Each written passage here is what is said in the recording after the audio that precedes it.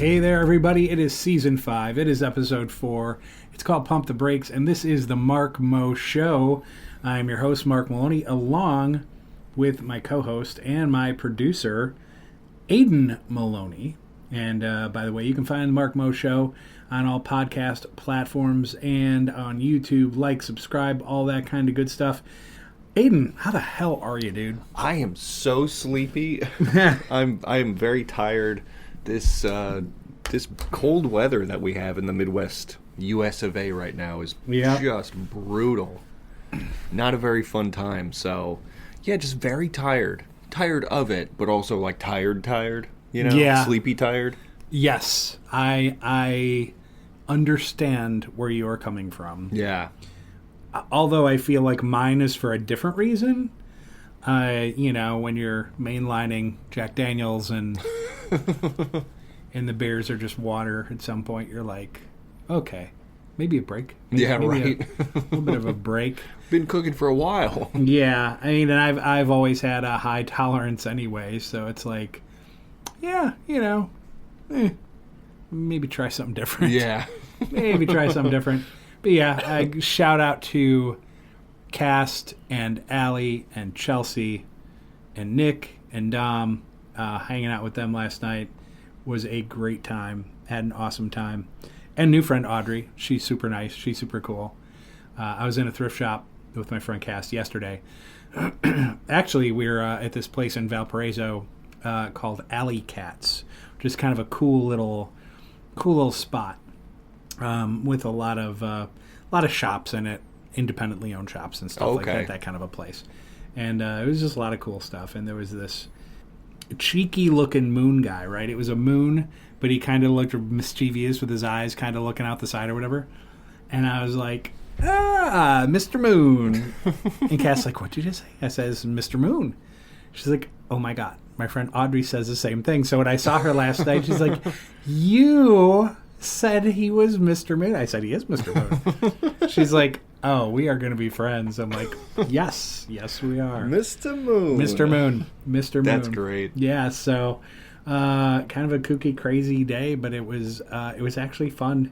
Took my mind off a lot of other crazy shit going on in this world for me right now. So, you know, having friends and finding a good time amidst the madness, right, I think is kind of essential. Paramount, yeah. Or you just lose your shit, right? You know, so that's not an option. If I lose my shit, then the world may never be the same again. At any rate, so Aiden has a gaming channel called Aiden Spelled the Right Way. PC gaming content, GeoGuessr, Polybridge, Observation Duty, and much more each and every week. So what you got coming up?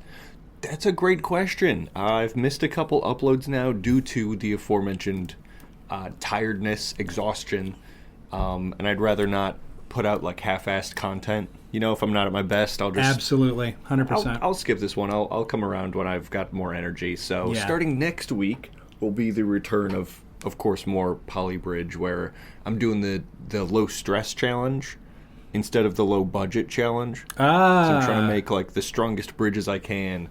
And it's a different kind of challenge, and I like it.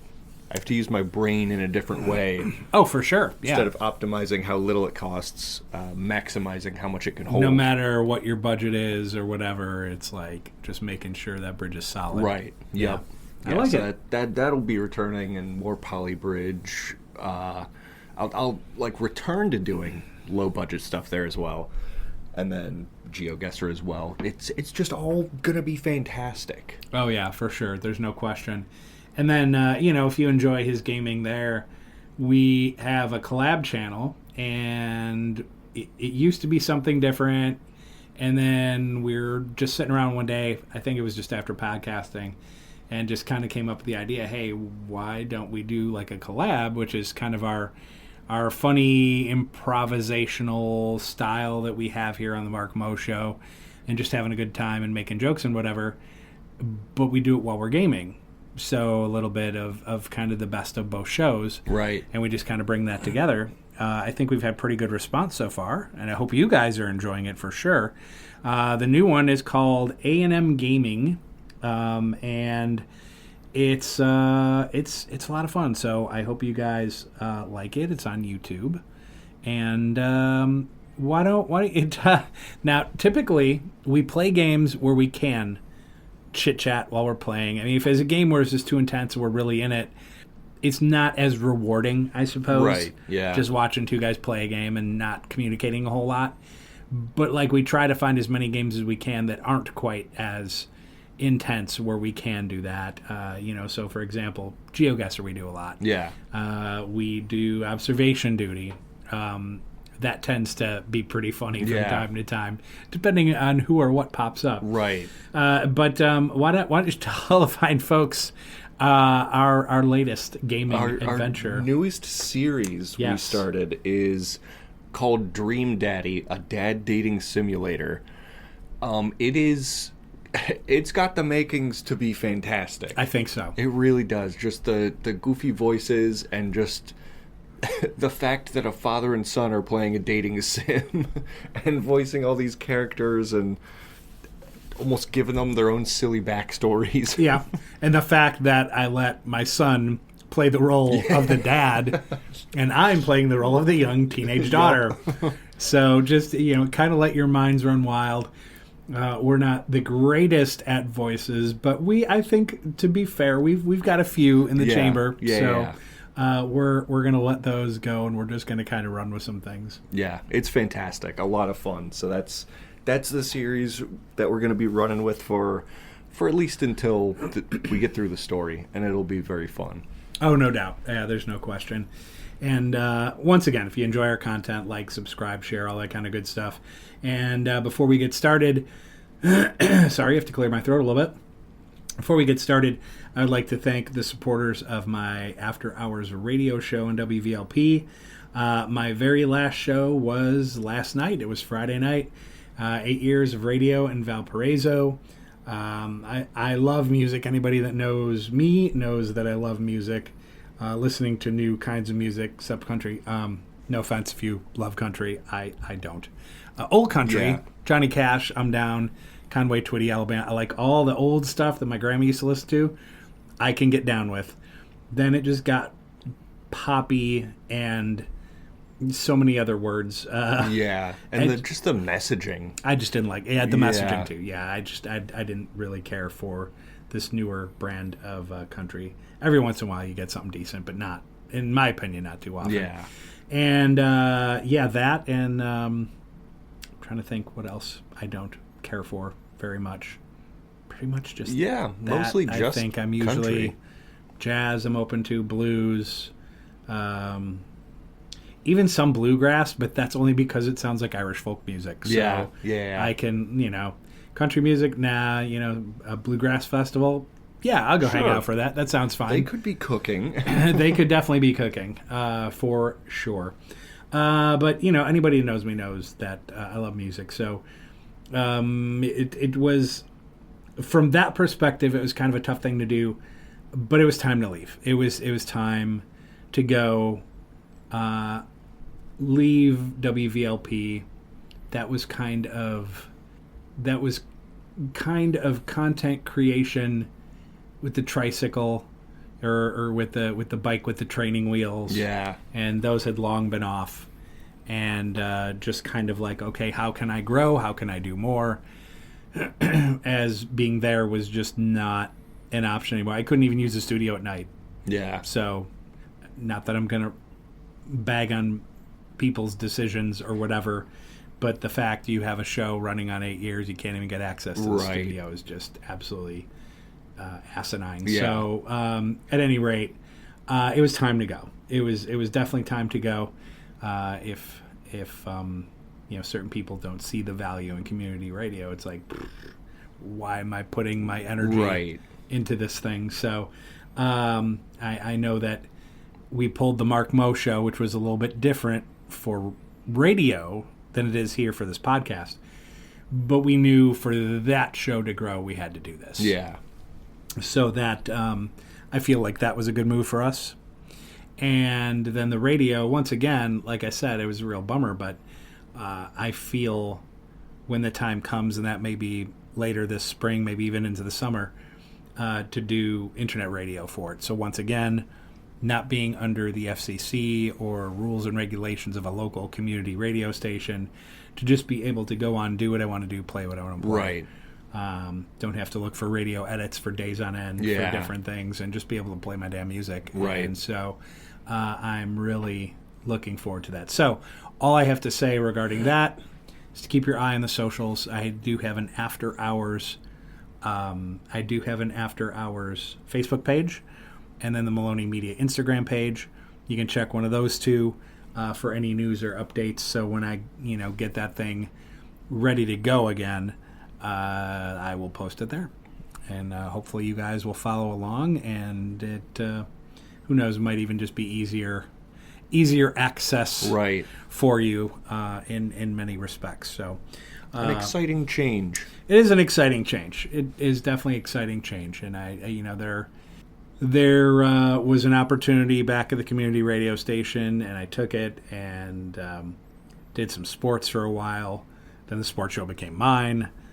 Then it became ours. Yep. And then we thought, wow, we're only capturing a crowd that enjoys sports. Why don't we diversify a little bit? We'll talk some sports, but let's talk some other stuff too. And so we were able to kind of widen our audience, which is something I wanted to do. And then furthermore widening our audience by taking it to just podcasts. So there were definitely steps to the process, no question. So at any rate, I hope you like all that we're doing. We do it because we love doing it, and are we monetized? Yes. Do we hope someday to make enough where we could just do this as a living? Absolutely. There's no questions about that.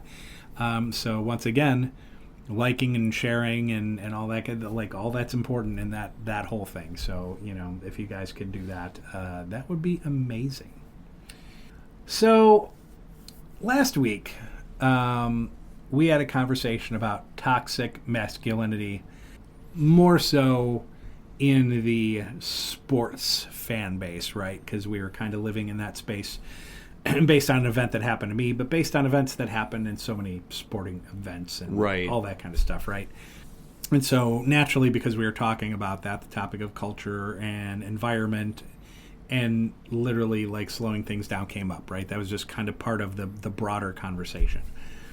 There are a lot of things we cannot control in our day-to-day lives. And those things don't demand a lot of our attention because, well, we can't control them. So why focus that much on something you cannot control? So there's no use cluttering up your brain space with so many things to do and things to think about. It creates anxiety and tension and into situations that normally might not be that tense, right? So with the things we can control, just slow that down a little bit, at least put your car in neutral. Right. Yeah. Right? Yeah. Just kind of slow down a little bit. We're a culture of always rushing about and filling our daily planners with stuff each and every day. And as important as planners are, it is as much about leaving blank space as it is filling it with days, events, and to-dos. Very true. So super important. It's just like, oh my God, we got to do this and do that. And God, I'm trying to think of the one. I think Bill Burr had a comedy bit one time where he was talking about when both like the man and the woman actually both have time off. And the women always want to fill it with stuff. Let's go to the park. Let's have a picnic. Brunch? You want to do brunch? And it's a funny bit. So check it out if you can. But it's so true. It's just like, stop. We don't have to fill it with shit. You want to go to breakfast? Cool, let's go to breakfast. Then you know what we're going to do? We're going to go home and we're going to get on the couch and get under the covers and read a book or watch a movie or just chill the F out. That is so important. So according to Dr. Jennifer Kasperi in Psychology Today, actively thinking about slowing down. Think about actively slowing down. Imagine what it would look like to slow down. What would you be doing differently if you were not focused on completing tasks and allowing yourself to simply to be? Would you be sitting, drinking a cup of tea, going for a walk, listening to music, having a picture in your mind helps to translate the picture into action? How about that? If discomfort arises when thinking about or practicing slowing down, reframe discomfort as an opportunity, a chance to challenge unhelpful thoughts and engage in behaviors that support your well-being, a chance to challenge the notion that you must prove your worth. It's easier to believe that you are inherently worthy as is and don't have to prove your worth when your behavior supports this belief. So allow yourself to rest. It is courageous to go against the internal and cultural messaging that you must constantly be accomplishing something. I love that, by the way, when I read that. So true. It is so true. Be aware of your shoulds. Are you telling yourself you should be doing something, should be checking a task off your to-do list, should be doing it all? Shoulds tend to be rigid, arbitrary, and unrealistic. They set the stage for self-criticism and a sense of failure. Practice noticing your shoulds and hold them lightly. Just because you think you should be doing something doesn't mean the thought is true or helpful. And she encourages you to lean into the discomfort of slowing down and practice it. Challenging yourself to do something differently in the service of your well-being and expanding your comfort zone is time well spent. Very true. It's very true. And it almost, not that I want to swing this conversation this way, but it's so capitalistic, and it's the entire hustle culture of corporate America. If you're not doing something, you're wasting your time, or right. You're not increasing your net worth. But it's so important, especially with free time being so sparse these days, with how much we have to work just to be paycheck to paycheck. Yeah. And how valuable that free time is, and just taking it as free time. Correct. And just appreciating that you can and maybe should, not to should, but you should be taking it easy. Yeah, for sure. And there's a lot that goes in my life, and I'm often pretty transparent and genuine. I think my listeners like that about me. I don't mind talking about things that are happening in my world, because I figure there's a lot of people out there that have equally shitty things going on, or even worse. Right. So just talk about it, and I think that's helpful. But in all of this process, like, I could be dwelling on all these terrible things that are going on. And trust me, I could be Ukrainian right now. There's worse things happening to them. And, people that live in the Gaza Strip, there are worse things happening to them. So I'm fully aware that it could be worse. A lot of people often say it could be worse. Right. Yeah, it could be worse. I could be mangled under a train. Yeah, I mean, it could definitely be worse. I get that.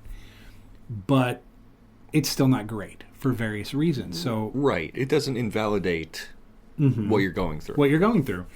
And so while that's frustrating and depressing, causes anxiety, all that stuff, putting this into practice, especially after I started reading up on it last week, I was like, hey, maybe we should do that next week. Talk about it. And when I started just doing some reading on it, I'm like, that is so true. So I shouldn't feel bad if I want to sit on my front porch and have a beer. Right. And watch the world go by for 15 minutes. I shouldn't feel bad about that. I shouldn't feel bad about meeting some friends out for a couple of beers and playing some darts to clear my head and to be with people that bring me joy. Right. Because maybe that's the highlight of my frickin' day. Yeah. And so I think that's just so important to slow down and enjoy life, because I think there are too many people that fill that planner. They just fill it. Yep. And bam, bam, bam, bam, bam. And then at the end of the day, when there's 2 or 3 things they don't get to, oh my God, I didn't get to this. Right. Oh, I should have. Okay. Oh, well. Yeah, right. Oh, well. There's tomorrow. You're going to go to sleep, right? Yep. You're going to wake up in the morning. Yep. New day. Yep. Okay. Then everything's fine. Right. Everything is fine. Yeah, and relaxation is resistance. It is. Don't interact with capitalism. Nope. You don't have to. You just sit down and chill. Because there's so many people that have that mindset that if they're not going and achieving and going and profiting and going. It's like, look, all right, fine. If that's you, that's great. If you want to fill your entire planner and your day and your week and your month with all that kind of stuff, that's great. I'm not going to do that. Right. I am not going to do that. If there are like 1 or 2 things I absolutely have to do in a day, cool. I'll put them on there. If I get to them first thing in the morning, cool. If I don't get to them till 1, all right. Right. If I don't get to it till 7, cool. Don't stress it. Slow down. Yeah. It's not. It's 90% of things are not that serious. Right. They're really not. What's the quote at the end of the Ferris Bueller's Day Off? If you don't stop to smell the roses, you could miss it. Yeah. If you don't stop to damn. Now I should know. Yeah, I don't know the exact quote. It's escaping me. Yeah. But yeah, that quote exactly.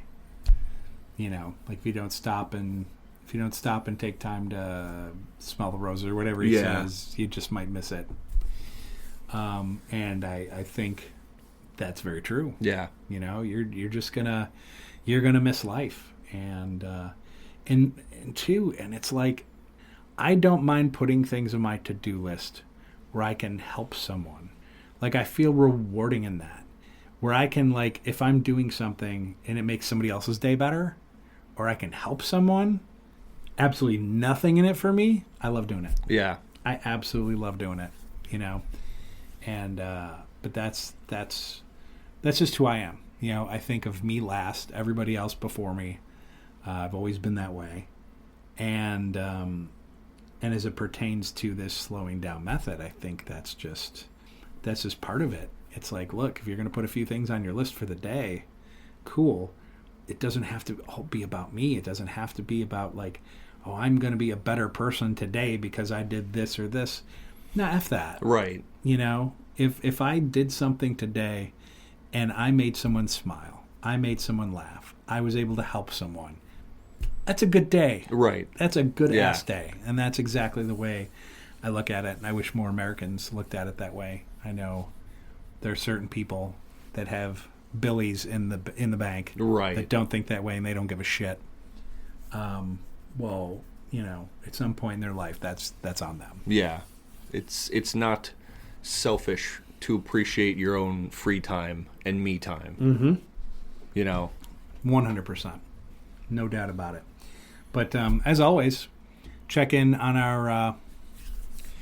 our socials, and if you want to drop any comments or suggestions, anything, we always take them, and we may even talk about them or read them up. We're not there yet. Oh, no. No, I'm jumping the gun. Jumping the shark? Foreshadowing? Jumping. Well, no, I hope the Mark Moshe hasn't jumped the shark yet.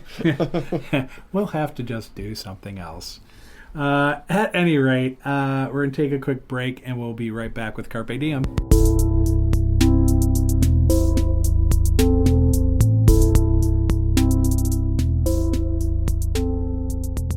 All right, we are back for our next segment. Oh, by the way, the quote that we that left our brain space there for a hot second from Ferris Bueller is, "Life moves pretty fast. If you don't stop and look around once in a while, you could miss it." So that was a quote. A wise point. A very wise point from a very wise man, Ferris Bueller. That was the quote anyway. And we are such professionals here on the Mark Mo Show. I literally had a laptop sitting right in front of me. And I'm just like, it wasn't until we took our break where I was like, why didn't I just take 2 seconds to pull up Google and look it up? I was like, oh my God. Fuck it, we'll do it live. We'll do it live. That's funny. All right, we're on to Carpe Diem. You fine folks send us your DMs and we read them on the air. Because we could, well, no, we don't. Well, I mean, we care. Well, do we care? We could care. We could be influenced. We could be to influenced. care. We could be influenced to care, and thus read your statement or potentially answer your question. Right. In theory. In theory. In practice, Yeah. How could I influence the Mark Mo Show crew? That's very true. And the other day I had my hand out, just like my hand open. Okay. And someone dropped something in it. I said, "Oh my goodness, what is that? What could this be?" And it looked like there was a president on it, and it's like this piece of paper. And I thought, "Oh my gosh, yeah, that's money." Whoa. That's that how was about kind that? of a kind gift of that person. It was an incredible gift. So I look down. Benjamin Franklin looks up at me, gives me a little wink, and I thought, "Can I help you?" Yeah, right. Can I answer a question for you? So, do you get it? Just a thought. Do you get it, folks? It's idea. just a thought. It's an idea.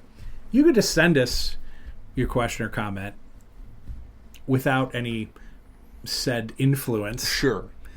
And maybe we'll look at it. Yeah. But wouldn't you feel better knowing that we did look at it? Right. That something, just a piece of paper or a shiny coin. What would Benjamin Franklin think? Right. Huh? He would think that the turkey should be our national bird. Okay, that's a different conversation. He's a good dude. We eat him on Thanksgiving. He was a little off on that one. That's fine. We eat Benjamin Franklin? You don't? Thanksgiving traditions with the Mark Mo Show crew. He's quite meaty. Boy, that didn't sound right either. The fat renders off beautifully. It really does. It really, really does. All right. Jesus, God, let's get to this thing. Carpe Diem. I have a few here. First one I have is from @IamTheMinnesotaViking. We're standing strong here in Minnesota. I can't believe we feel like we're at war with our own country. Maybe we should leave. Oh, Canada. Yeah, fair point to make. It is kind of insane that that's really happening. Yeah. Like every day, people are getting shot by federal agents. Quote unquote federal agents. Right. It's disturbing. It's very disturbing. I mean, if there were ever a better time, an argument for secession from the Union. This is it. Yeah. Hey, this is it. The feds are killing Minnesotan citizens. That's a problem. Yeah. They actually pulled a law enforcement officer out of his car, an actual cop in Minneapolis. Right. And and I'm like, what are you what? That's insane. That's insane. How every local cop, state cop, and National Guard, how they're not out there protecting the people is beyond me. Right. It's insane. It's beyond me.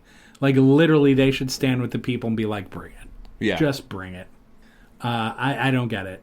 And then I was thinking the other night, too, like, Midwest. That sounds like a really cool Canadian province. Yeah.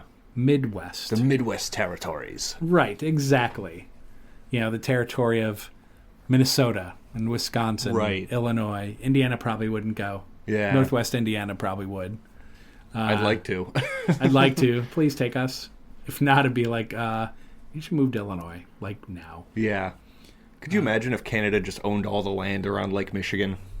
Oh, that'd be awesome. That'd be so cool. That'd be great. That'd be great. Oh, but by the way, America, if you want any fresh water, go fuck yourself. Yeah, this is the largest area of fresh water maybe in the world, and you don't have it anymore. Yeah. That's a shame. But water really costs as much as a barrel of oil or more. Whoa. Oopsie. Oh no. Yeah. Oh God. I don't know what to tell you, Viking, but yeah, stay strong out there. Stay strong, and look, I'm growing up on the south side of Chicago. Actually, Chicago, not the suburbs. They're like, I'm from Chicago, and they're like out in Palos. It's like, no, you're in the suburbs. You are no different than Northwest Indiana. You are in Chicago land. Yes, that's what we call it. I grew up in the city, actually. And you have a different mindset when you do that. It doesn't mean we're not intelligent. It doesn't mean that we don't carry ourselves in proper ways from time to time. But you really can't F around with us either. Right. So, which is amazing, because you really don't see ICE operate too much on the south side of Chicago or the south suburbs, because they get their ass kicked. Yeah. There's a reason I keep a bat and a blade in my car.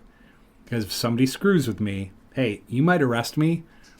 You're going to know you messed with me. Right. Right. You're gonna have some wounds. You're gonna be taking a Louisville Slugger. I don't give a shit. Yeah. I don't give a shit. And there's a lot of me out there. And there was a picture the other day of people that were protesting ICE. And one guy had a Green Bay Packer thing on, one guy had a Vikings thing on, one guy had a Bears fan. I'm like, when you really effed up in life, when you have unified the NFC North against you, it boggles my mind. Yeah. It really does. And as a protester, it is important to know your First and Second and Fourth and Fifth Amendment rights, as well as your right to self-defense. Mm-hmm. Absolutely. You got the Black Panthers out there organized. Yeah. As intended. Well as regulated. Protected. Yeah. Yeah. And they're out there. And so if you feel like your rights are being violated and you want to quote-unquote organize, do it. Yeah. Do it. Just get a friend who's got a farm, set up some target practice, learn some basic self-defense, do all that kind of stuff. And firearm safety, all that kind of stuff, and march right with the Black Panthers. Yeah. I believe they had what was called the Rainbow Coalition, and so that was an organization by the Black Panthers of those that were not African American that stand by their cause and fight for the rights that they do as well. Right. And so, by all means, stand with them. Yeah. Stand with them. Say, bring it on. And if that's how I go down, that's how I go down. But I will go down in a way that I can be proud of. Right. I'm fighting for something that meant something. Yeah. So, I don't know. Sometimes you like to think that all of the people that are on the right side of history will always come out victorious. It doesn't always happen. But doesn't mean you got to bend the knee either. Right. And you shouldn't. Damn right. You shouldn't. At Jimmy Bag of Donuts. Oh, my man. I think we need a recount, my friends. I am certain the Bears had more points. I think the score was rigged and we should demand a recount. Or maybe I should turn off Fox News. Bear down. That's funny, Jimmy. That's a good sense of humor despite the loss. Right. He's a good lad. I think I would recommend turning off Fox News anyway, but everybody should do that. Yeah. That is brain rot. Yep. But God bless a good season, I know, right? Like it's a good season, young team. You feel like good things are coming. Yes. It's exciting stuff. And, from a guy who was playing quarterback who I was just kind of like, I'm not so sure. Like, I think he could be good, but I don't know if he's a guy to take us to that level. And the more you watch him and the more you watch him grow, it's like, well, he might be cooking. Maybe. Yeah. He might be cooking. He's also got a good coach now. So this is true. Yeah. This is true. And that makes all the difference in the world when you got a young quarterback with a lot of talent. If you don't have the right coach, that dude's going to struggle. Yeah. And then once he starts struggling, he may never get there. And in this case, he's got the right guy. Yes. So it's exciting. At Declan the Shamrocker. Ooh. Good name. Hello, Mark and Aiden. 2 months away from the high holidays. What are some things that you like to do to celebrate? Ooh, I like to drink. Amen, brother. Amen. Irish coffee, Guinness, Jameson. Yeah. Oh, yeah. Smittix. Hell yeah. Fantastic brews. I'm down. And whiskeys, yeah. And then good food. Good food. A little corned beef. Corned beef. A little shepherd's pie. Some bangers and mash. Oh, my God. Oh, yeah. I thought about that the other day. I was like, oh, man, I wish there were a proper, like, Irish, Welsh, Scottish, English pub around that had bangers and mash. Oh, because yeah. I would just tear it up. Yep. For sure. Something we don't have a lot of here. Not in Northwest Indiana. Not in Northwest Indiana. No, I think no Irish pubs. I think we need to work on that. Yeah. Someone ought to change that. Yeah. Soon as my millies start rolling in, right. I would definitely open a place like that. That'd be a blast. Yeah, same thing as Aiden. I do the same stuff. There's a place in Chicago called Kitty O'Shea's. Such a fun place to spend the holidays. Great music. Bagpipers roll through there. Can be a little on the pricey side, but just take your time and sip your Guinness. You can always have more Guinness at home. That's true. But you're just there for the environment. Yeah. For sure, but it's a great place. There's a place in West Lafayette, Indiana. Nine Irish Brothers? Is that what it's called? I believe so, yeah. Carlos, shout out to you, bro. Introduced us to that wonderful joint. I've seen it there and just like bypassed it so many times. What a great pub. Oh, no doubt. No doubt. How we've gone to all those Purdue Boilermaker Right. games and never stepped foot in there is beyond me. Then again, it has not been very frequent that after the age of 21 we went to Purdue games. True. Most Purdue games, I was still a minor when we were going down there more frequently. Yeah, but, there's good IDs. There's good IDs. I mean, What was the name on your fake ID? Yeah, so It's like my story Pedro with or that something.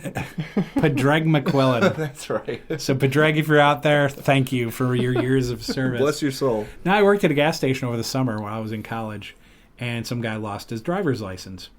And it was relatively new, wasn't going to expire for a while. I'm like, ooh, that could be gold. Interesting. So I left it there, figuring, hey, if this guy comes back, I'm not going to be a douche and just jack this thing. I'll leave it in the lost and found. If he comes back, cool. Well, it was there for like a month and a half. And I'm like, okay, this dude's not coming back. He probably doesn't know where he lost it. So I took it. Now, mind you, Padraig McQuillan is all of 5'5", 6 inches shorter than I am. Right. Brown curly hair. I have brown straight hair. Yeah. Very straight hair. He has brown eyes. I have blue eyes. Look nothing alike. He worked as a fake ID for 2.5 years. That's awesome. It was amazing. And the only thing I would ever do is when I would go up to the door guy, the only thing I could mimic was the look on his face in the ID, and I would copy that every damn time. He just kind of had this pouting, almost like a resting bitch face, really. Yeah. And I just kind of made the look and went in there, and they would take it. I'm like, every time, baby. Every time. It worked until the day before my 21st birthday. I go up to a place by Loyola University called Hamilton's, and that was like my regular spot. I was in there once or twice a week. And so I go in there, door guy knows me. He's like, hey, Maloney, hey, what's up? So he looks at my ID, never ever was an issue. Yeah. But he knows my birthday's tomorrow. And he's like, dude, this is a fake ID. See you tomorrow, Maloney. I was like, oh, you dick. I'm like, oh, you were such a dick. I'm like, you're seriously not letting me in today? He's like, nope. I'm like, It's such a power move. It was such a power move. He was just, what a penis. But, it worked, man. So props to Padraig McQuillan, another fellow Irishman somewhere in Chicago. Yes. Thank you again for your service. Last one, at Stoner Stanley 420. Momo and Alan are the people that you need to have in your ears. Thanks, Stan. You are always in my ears. I think he just doesn't take... I think we're on loop. I really do. Okay, wait. Okay, he says, you are always in my ears. What are my ears? Where did you guys come from? Alan is funny in times. Have you seen that squirrel? Oh my god, dude. This squirrel saga with Stanley, we don't even know what kicked it off. We don't... No. We're not even sure if it's a squirrel. We're not even sure it's a squirrel. Yeah. That is fair. Oh, man. As far as the questions about, like, what are your ears? Brother, that's too existential for me. It really is. Yeah. It's like a philosophical query of, like, what really are ears? What really are ears? But trust me, he's not like that. He's accidentally philosophical. Yeah, Blood's just confused, I think. Oh, he is. He is. But you know what? It's sub-zero temperatures and he's in a van, so I worry about his health maybe a little bit. Yeah. Well, we hope he's okay. Because I know when I'm freezing, like this kind of weather, my brain does slow down. Oh, yeah. I swear to God. It just it takes me an extra second to think of things. Yeah. The brain slows down. You lose dexterity in your hands. You do? Yeah. It's crazy. Yep. And for people down south, like Florida and California and Mexico, Arizona, whatever, you guys probably, if you're lifelong people that live there forever, You've not experienced this. No, there's no cold out there like Chicago cold. When people are like, oh my God, it's 40 degrees, it's so cold. I'm like, no. Yeah. No. I can go outside in just a hoodie and jeans and 40 degrees. I do it easily in 20 degrees. Right. 0 and below, there's nothing like it. Yeah, the wind coming off the lake, negative 20 degree wind It was colder chill. Today. At the beginning of the day, it was colder today than it was in Antarctic. Yep. I read that today. That's insane. Checks out. It just makes you kind of like step out your front door and go, and ask the question, why am I doing this? Yeah, right. Why am I here? Step out the door, that first inhale of like, nope, not today. Yeah. And trust me, there are a million reasons to not want to be in the state of Florida. But when I walk out of, because I lived there for a year, when I walk out of my place and it says February 1st and the high is 70 degrees. Oh, man. I'll put my blinders on to the rest. Yeah, right. Because I am happy and my body is going, this is so pleasant for Very February pleasant. 1st. Yeah. Oh, my God. We take those dubs. Oh, you have to. You really do. All right, what do you got for your DMs, Aiden? I got a DM here from @PrepperPetey. Oh, hey, Petey. If you had a magical warehouse where nothing spoils, what would you fill it with to prep for the end times? Oh. Which could be like in a year. Yeah, right. So... First of all, I want that magical warehouse. No doubt. I would love to have that. Oh, yeah. Just like, not even as a prepper, just to have have food not spoil. Yeah. Guaranteed not spoil? Yeah. I would get like a couple IB. Well, it depends how big the warehouse is too. But if I've got the room, I would definitely get like several IBC totes and just like fill a couple with water, fill a couple with coffee, fill a couple with beer. Yes. Because all of those can spoil. I mean, water gets bacteria and shit in there. And so, yeah, clean water, clean coffee, fresh beer. Yes, all of that. Would be good to have. If it doesn't spoil, dude, I'll keep produce in there. True. Yeah, like spinach, arugula, tomatoes, lettuce, celery, peppers. Yeah, I'm down with that. You got to load that up. Load that up. Meat, various meats. Yeah. Meats and cheeses. Meats and cheeses for a clubhouse feast. Yeah. We would have to have a lot of that for sure. I would also, man, I'm loading up. I'm loading up on popcorn and Pringles and cheesy poofs and Cheez-Its. Oh man. Cheez-Its. Yeah. There's your weakness. If you're out there and you're, say Russian, maybe you're a Muslim terrorist or somebody like that, and you ever capture this guy to my left, you don't have to torture him ever. Mm-mm. Nope. Literally put a box of Cheez-Its in front of him and be like, we want to know. And he'll be like, oh, cool, yeah. You just gave me a box of Triscuits. We are now best friends. Right. You have no idea. Bribe him with Cheez-Its. Bribe him. Yeah, so I'm thinking like that. Gotta have bottles of liquor. Oh, sure. You're those already kind of don't really go bad, but they don't go bad. You still gotta have them, which is amazing. Yeah, it is kind of nice. Shelf stable. Alcohol is a solution. I would say like JMO and Tito's and a little gin in there if you're feeling frisky. A little gin. Yeah, I think gin.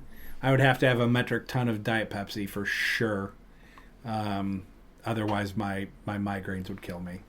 So we would have to do that. Lots of caffeine. Boy, I don't know. I guess, well, if it is the end times. Yeah. Not that it's food, but in the warehouse, I would also keep, like, some sort of, like, solar panel setup, a microwave, a stove, a grill. Gotta be able to cook, yeah. Gotta be able to cook what you got. I agree with that. And, like, other than that, just throw a mattress in a corner. I don't care, just so I can crash. Yeah. I'm fine with that. Little space heater. Since we're having solar panels and, I don't know, maybe you got some interior lighting and maybe you do some interior gardening. Yeah. Electric car. Some interior gardening. Things with a few leaves, that can be made into, I don't know, something that you might put in a cartridge or a pen. I'm curious. Because, one cannot live on alcohol alone. Well, got to diversify a little exactly. bit. Yeah, diversify your investments. For all of those friendly states. But if it's the end of the world, it's all going to be friendly. Yeah. There's going to be dudes who are all anti-drug and be, oh, man, I need to. Yeah. Yes, you do. Welcome to our world, finally. Right. Yeah, jeez. I think we covered it. Yeah. Maybe like 80 pizzas.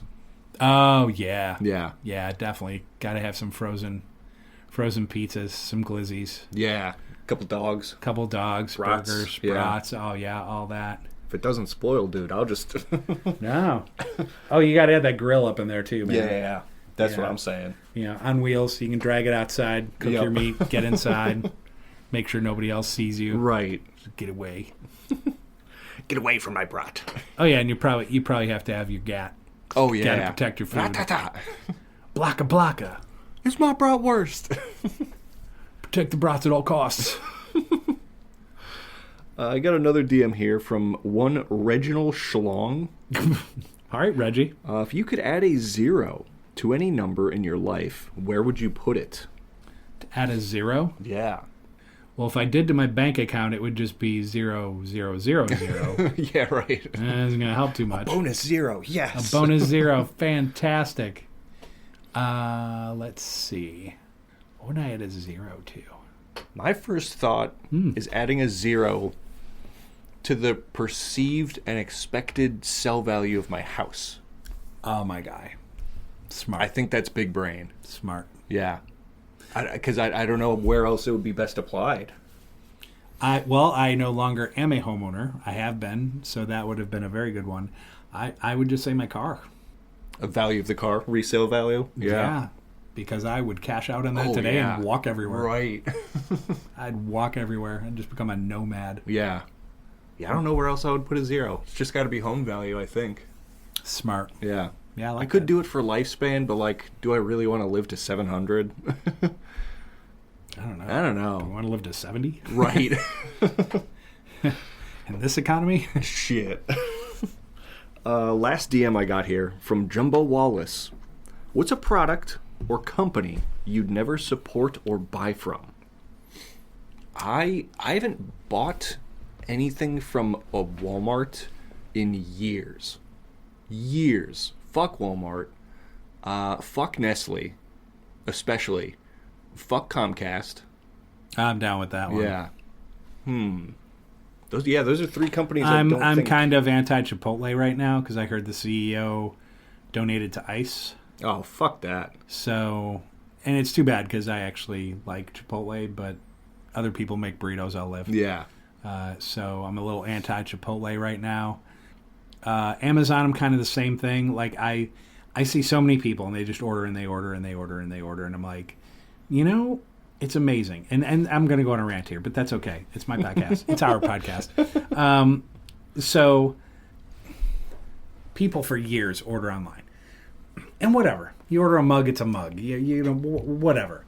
But then people do it with shoes and they do it with clothes, and then they get the thing and then it doesn't fit. So they have to repackage it and then they got to send it back.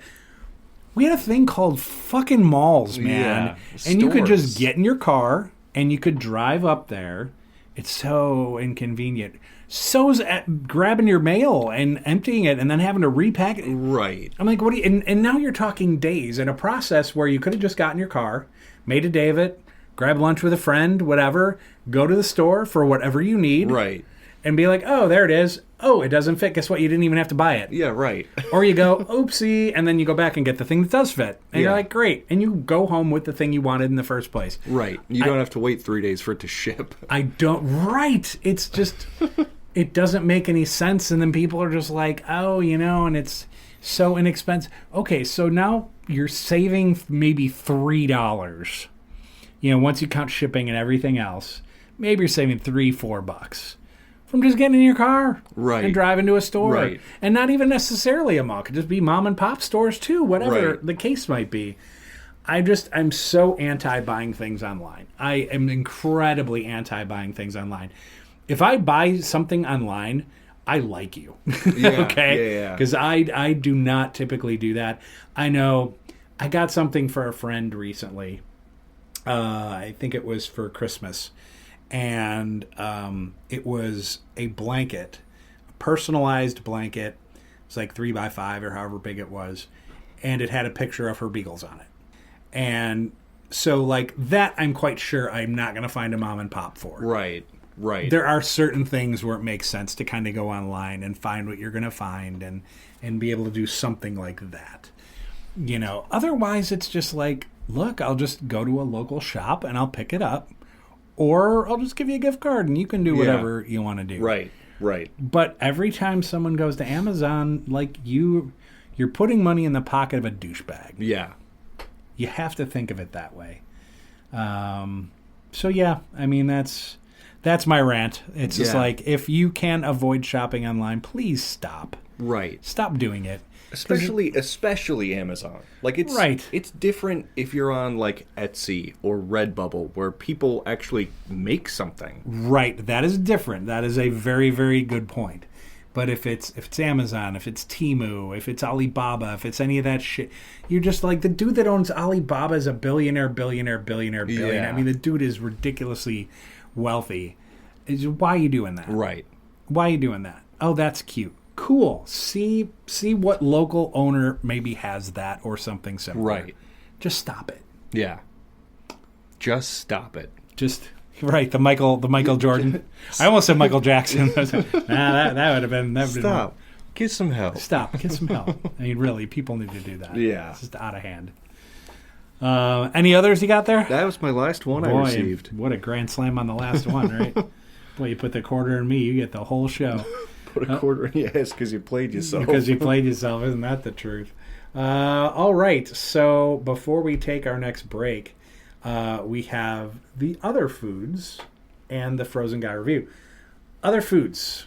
What now? I guess maybe I'm assuming all of you have listened to this show time and time again, but there might be a noob out there. Sure, might be sitting in Russia or the Ukraine. Might be, hanging out down there in Curacao. We love you, by the way. It could be anywhere in the world, in the country, whatever. Malaysia, Japan, yeah, could be. And maybe they just don't know. The other foods, what are you talking about? Well, I'll tell you what I'm talking about. And you're welcome in advance for the explanation. Damn straight. Yeah, usually, we talked about this, right? Hand, green paper. Anyway, so other foods. Aiden scours the globe. Really, he's got this cute little globe in his office. Scours the globe for food. Now you're saying, whoop-de-doo. Ha! Wrong. So, what it is that he finds these foods that would make a billy goat puke.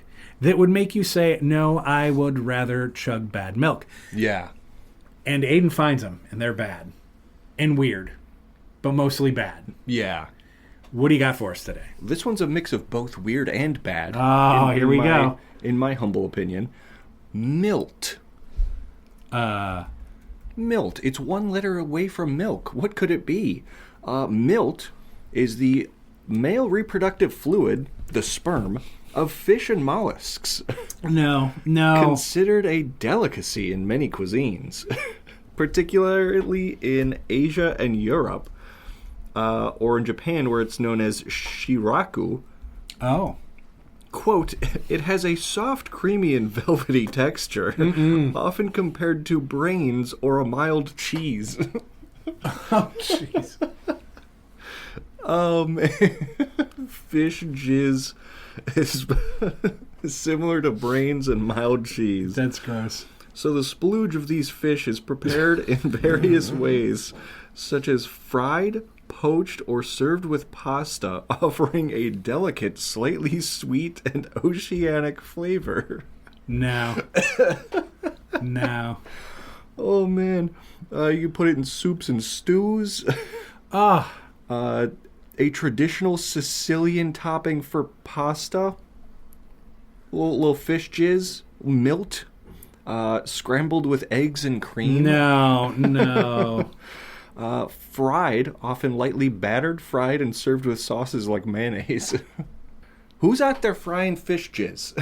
Who thought to do this? No, that's so wrong. Who was out there milking the manfish and was like, oh, let's put this in pasta? Who does that?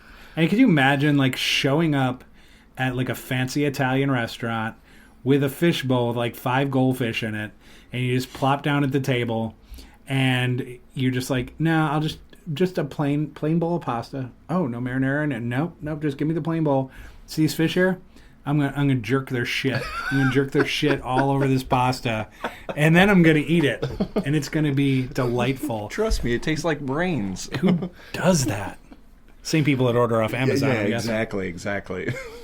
Oh my God, that's so gross. A little milt for you today. A little milt. Oh God, that is just. How's everyone out there feeling? Do you listen to this during a mealtime or? Yeah, right. Feeling hungry anymore? I'll have the old chicken milt sandwich.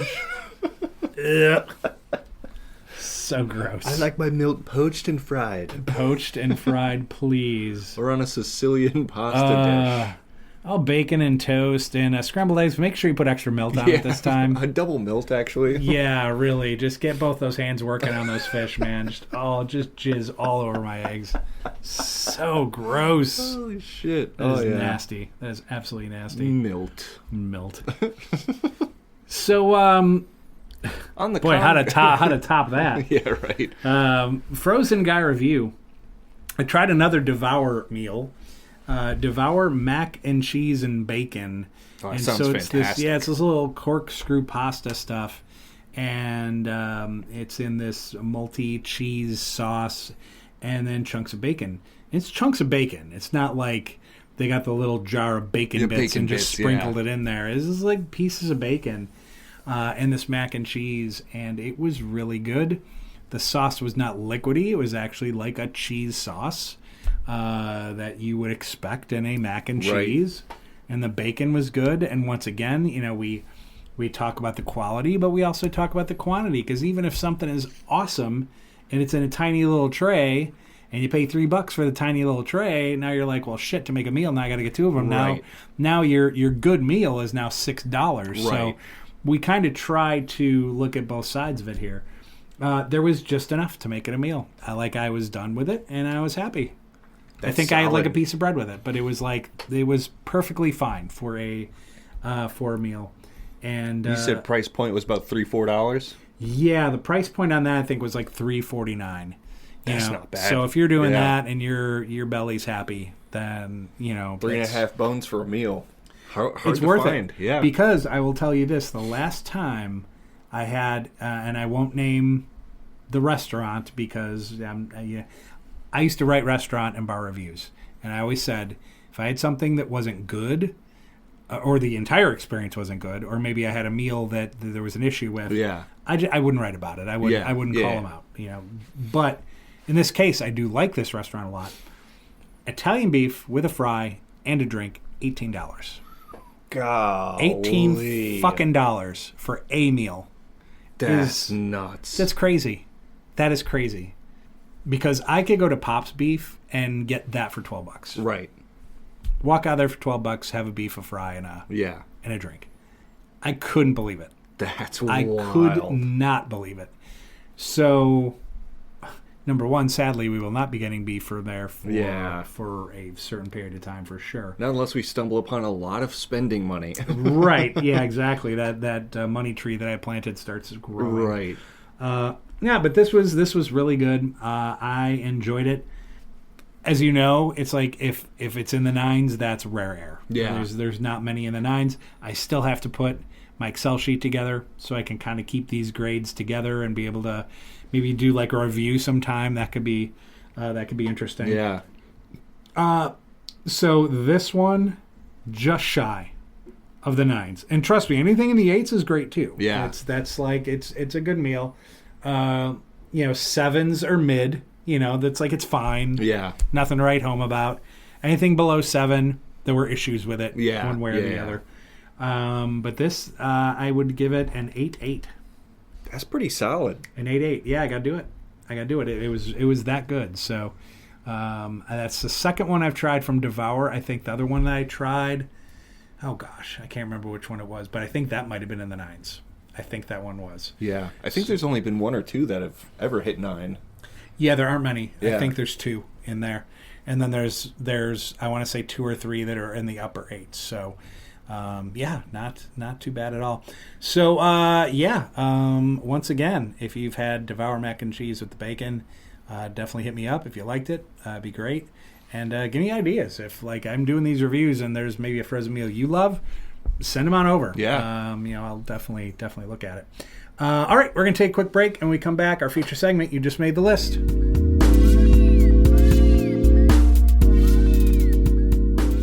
All right, everybody, we are back. Hi, this is the Mark Mo Show. I'm your host, Mark Maloney, along with co-host Aidan Maloney. We're on to our feature segment, and that is You Just Made the List. And we do a top 10 list, 10 through 2, with our number 1 reveal. And we do it on, we've done it on just about everything at this point. Been doing it for years. Yeah. Oh, shit. We've been doing it for quite a while. And, so coming up with new content, challenge. Definitely a challenge, I think. But we're up to the task. And there can be big brain like that. Yeah, for sure. We have to be very careful to follow the rules. Which, what is that? Oh, there are no rules. Ooh, let's go. Good rule. I like that rule. It's a good rule, really. It's an all-encompassing rule set. When you think of it. Yeah. So, this week we're doing last week we did Most Beautiful Places on Earth, right? Yes. This is a little bit different. So we're going to do a top 10 bucket list destination. So these are places we want to see or visit, whatever. And Aidan, yes, start us off, man. Alrighty, I will start with my number 10 bucket list spot, Provence, France. Oh, yes. Yeah, Provence, I believe, is just a region of France. It's not like a city in itself. But, like, the big lavender fields, like the old classic buildings, little French cuisine in a small town. Well, for sure. Would be fantastic. So Provence, France would be beautiful. Number 9, I had to put them on there. Los Angeles, USA. Oh. I would love to go. Just walk along the beach, drive through the town, be like, oh, shit, I've been here in GTA. That's it exactly. Yeah, that is it exactly. Yeah, you're just like, I know this town. Yeah. Like, oh, wow, you don't need GPS to get around a city you've never been to? Nah, I'm good. I've drove around this city a lot. Yeah, welcome to Los Santos. Yeah, right. Would love to see Los Angeles. Number 8, little carryover here, but I would love to see it. The Cliffs of Moher in Ireland. Yes. Just absolutely gorgeous. I would love to see it with my own eyes. Number 7, I put St. Andrews, Scotland. Ooh. I think would be gorgeous. Beautiful. Gotta golf that. Beautiful place. A little golfing. Could be gorgeous. I believe Scotland invented golf. I believe they did. Yeah. I believe they did. They're just weird enough to invent a game that enrages about 5.5 million males every year. Oh, I should just say people. I'm sure it frustrates women too. About 90% of the players of golf. Of golf, period. Right. Hate golf. Hey, thank you, Scotland. Yes, yeah. Number 6, Bangkok, Thailand. Oh. Would be beautiful. I didn't put that. I should have, yeah. And also it'd be cool to say I've been to Bangkok. Right, I've been to Bangkok. But, I have to say that... Oops, sorry, folks. Yeah, we keep pushing people. Okay. That was my phone. Here's the thing. I just charged it, and I had the volume off when I was charging it, and then I turned it back on, and the volume was up. Ah. I don't know why that is. Curious. Samsung. I'm on to your game. Samsung has infiltrated the Mark Mo Show. Yeah. Oh, yeah. For sure. Now, before Aiden was so rudely interrupted by my stupid phone. Bangkok was my number 6. Bangkok, yeah. Number 5, I've got Malé in the Maldives. Yeah. Just gorgeous. Big city for small little islands. Mm-hmm. And of course, just being in the Maldives would be gorgeous. Number 4, I had Shanghai, China.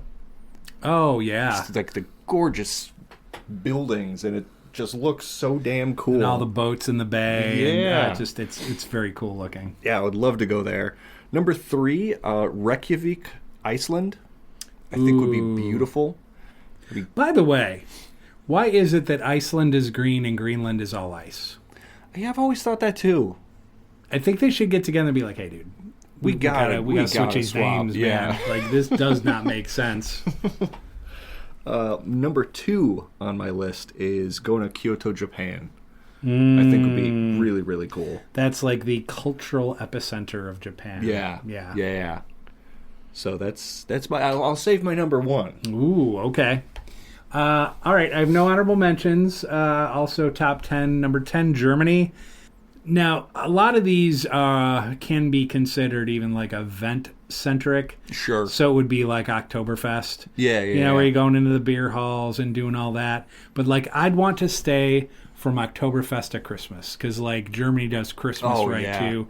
And all the towns and villages just, like, have all their markets and all that. Like, I would just, like, for 3 months. Yeah. Just put me in Germany. I'll be happy camper. Munich on Christmas Day. Get real. Wiener Schnitzel, big mugs of beer. Dude. Be awesome. It would be amazing. Number 9, Alaskan cruise. It's I'm kind of anti-cruise. Yeah.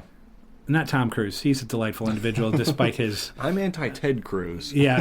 Anti-Ted, pro-Tom. Which is weird that he's against... preferred names, but his real name is Raphael. Rafi, yeah. Rafi. Ooh, big ice storm coming. Yeah, it's about time for that trip to California. Yeah, right. Jagbag. But anyway, I think sometimes cruises are a necessity. Like, if you're going to island hop in the Caribbean, probably a cruise. Yeah. My number 9 is Alaskan cruise. You're not going to go in the wilds of Alaska like Iditarod, like with a dog team. Right. You're not doing that. So although that could be someone's dream. Oh, it could be. Yeah. It could very well be. I like fun, though. So I choose fun. I choose fun, which means being on a floating hotel. Yeah. Where I can go, oh my God, how pretty. Look at that fjord. All right, I need a drink. Yeah, right. It just would be better. And then number 8, kind of the same deal, Mediterranean cruise. That's a good one. I think if you're going to see like the south of France, Spain, Italy, all of the Greek islands and all of that, like if you're going to do that all in a shot, just get on a boat.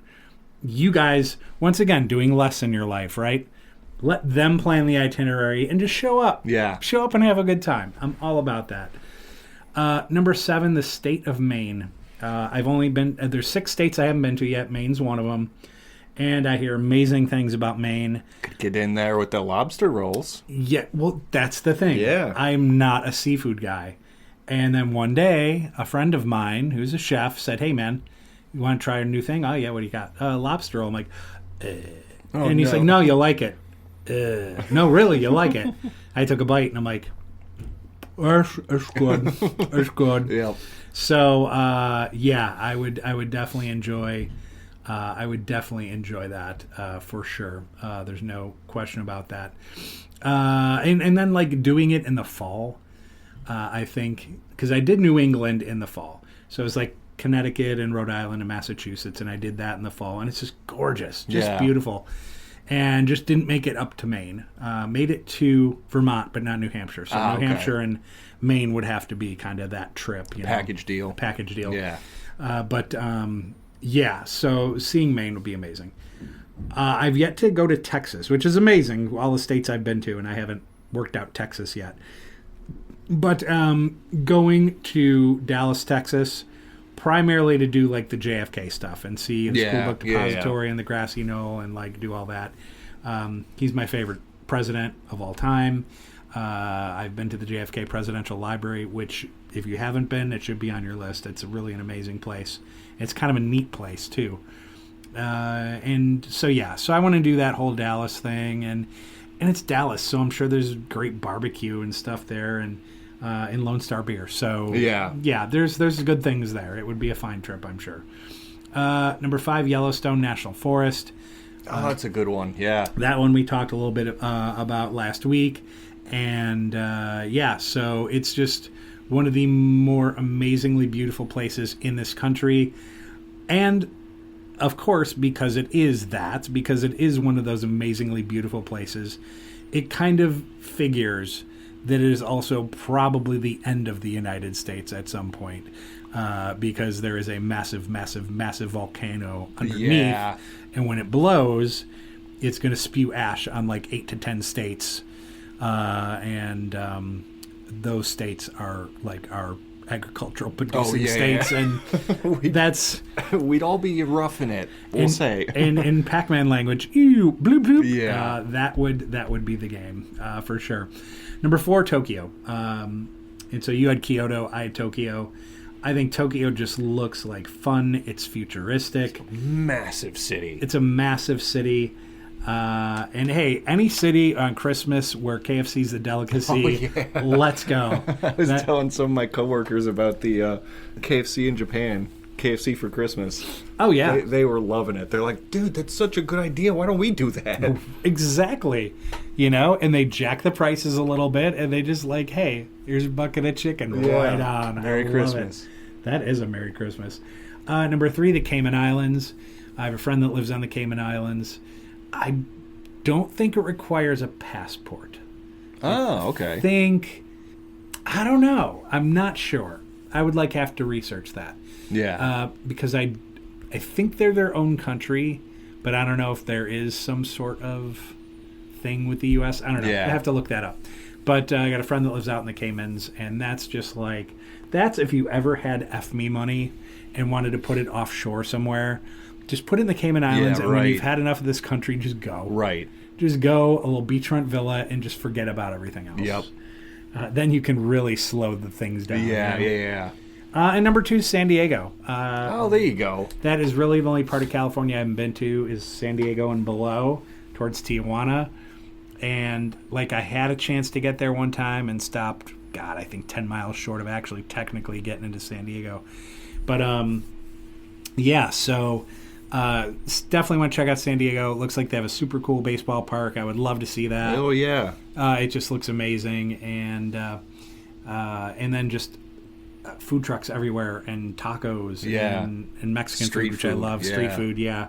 And it just looks like the ocean front looks amazing as well. So, I would love to check that out. That's a good one. So that was my number 2. That's a good one. My number 1, going back, Dublin, Ireland.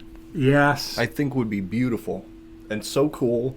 And just going to an Irish pub in Ireland, which I guess they would just call it a pub, that'd be just incredible. I also had Ireland as my number 1. Let's fucking go! Let's go. Bam, bam. So I also have Ireland as my number 1.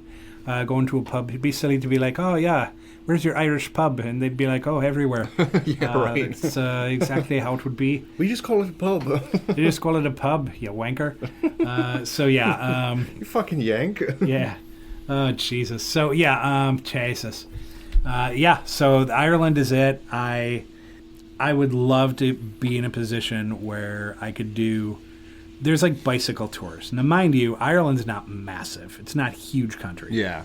So you could do a 10 to 12 day trip on bike and just bike around. Yeah.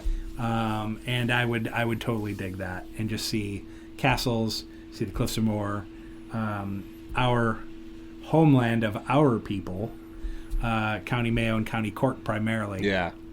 Would love to go there, do a little bit of research. I know I've had relatives do research about that, and maybe be able to go to some of the grave sites, see our relatives, right there. That would be pretty impactful. So yeah, Ireland for sure. Hell yeah. No doubt. And as always, hit us up on the socials if you've got your bucket list places that you want to go to. So now we go from there down the rabbit hole. Like that was dramatic. Yeah. It was maybe too dramatic. Fuck it. It was great. I'm skilled. So down the Reddit rabbit hole, Aiden goes there, and he stays sometimes. Sometimes he gets lost in the hole. Who doesn't? Yeah, I know, right? So easy to get lost in the hole. Did you go down said hole, and what'd you find? I did go down the Reddit rabbit hole. I found something that we all know is true, but it's nice to have actual stats to look at. Trump's a cunt? Well, yeah, that's... Sorry. Also a pedophile. Sorry for the use of the word Trump. Yeah, right. America's wealth divide.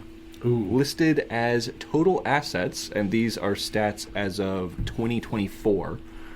The richest 0.1% of Americans have $22.3 trillion in total assets, whereas the bottom 50%, which is, 170 million people? Ballpark, yeah. 9.9 trillion. Oh, my God. In total assets. And they list it by, breaking it down in real estate, consumer goods, equities, pensions, private businesses, and other types of assets, such as, crypto and other shit like that. The richest 0.1% of Americans have $11 trillion in equities. Oh.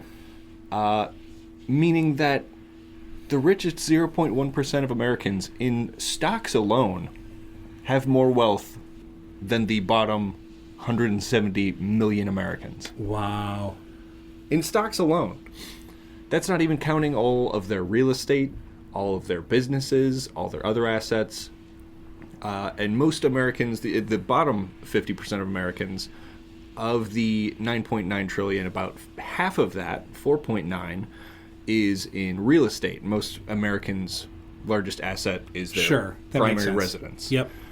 But the fact that just in stocks alone, the richest 0.1% have more wealth than the poorest 170 million of us. Wow. Wow. Yeah. That's infuriating. Yeah, we are so far beyond, the wealth divide before the French Revolution. So far beyond that.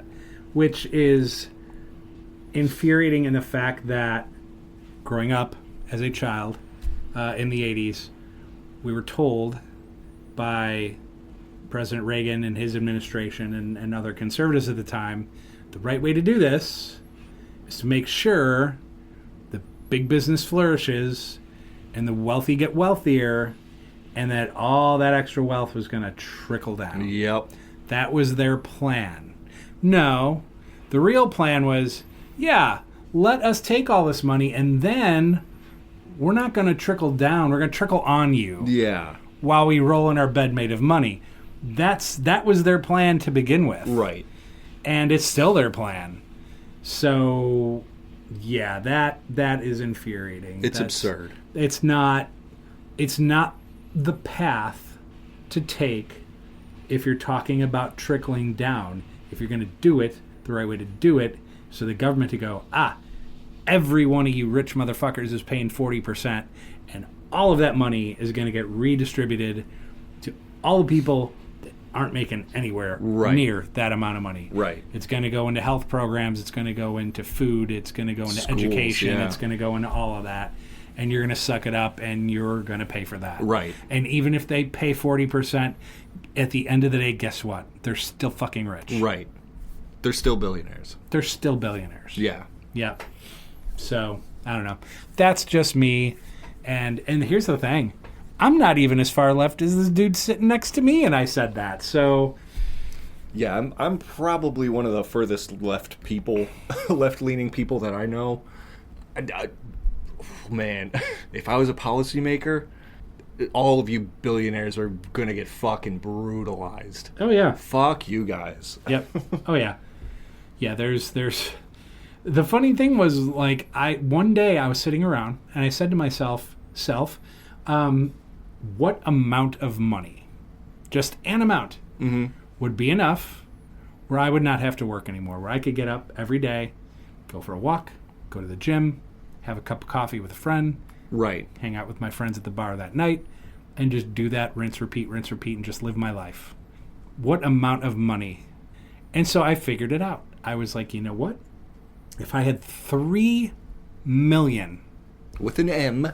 With an M. Yeah. In the bank, and just drew from that account monthly And trust me, it's I would be drawing more than I was making before when I was working. Yeah. But not much more. Just enough where I afford rent in my car and all that. Like, Yeah. you do that and you can take your one trip a year and you can go to the bar and not have to worry about a $20 bar tab. Right. That life. $3 million. Yeah.